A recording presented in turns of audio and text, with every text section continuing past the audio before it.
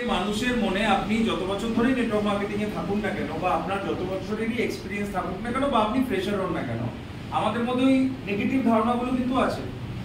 আমরা অনেকেই এখানে হয়তো এমন উপস্থিত আছি যারা বিগত 5-7 বছর ধরে, 10 বছর ধরে নেটওয়ার্ক মার্কেটিং এর সঙ্গে যুক্ত, এবং প্রিভিয়াস বা পূর্ব অনেক কোম্পানিতে বিভিন্ন ধরনের ঘাত প্রতিঘাতের মধ্যে দিয়ে আমাদের এগোতে হয়েছে। আমরা বিভিন্নভাবে ঠকেছি, আমরা বিভিন্নভাবে প্রতারিত হয়েছি।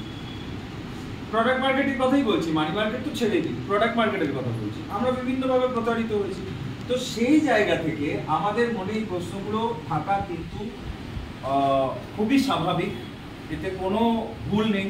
আপনারা যদি আমাকে দুটো, তো সর্বশ্রী আজকে এই কোম্পানি আজকে ভারতবর্ষের বুকে দাঁড়িয়ে আছে এবং ভারতবর্ষের বুকে নিজের একটা জায়গা তৈরি করতে পারছে বা পেরেছে, তার পিছনে উদ্দেশ্য স্বরূপ দুটো কারণ আছে।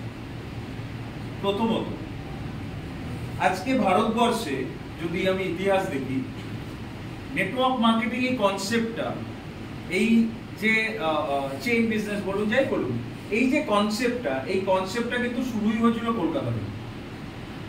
যারা ইতিহাস জানেন, জেনে নেবেন, তারা শুরুই হয়েছিল কলকাতা থেকে। কিন্তু আজকের দিনে দাঁড়িয়ে পুরো ভারতবর্ষের, কলকাতার বাইরে, পশ্চিমবঙ্গের বাইরে যে কোনো রাজ্যে যদি আপনি বলেন একটা কলকাতার কোম্পানি,